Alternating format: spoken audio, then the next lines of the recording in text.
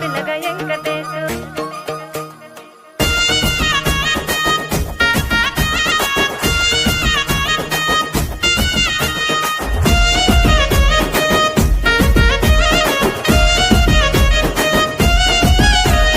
చిత్రాల మనసు నాది చిన్నగా పోతుంటావో చూడక పోతుంటావో ఇంట్లో చిన్నదాన్ని నేను చిత్రాల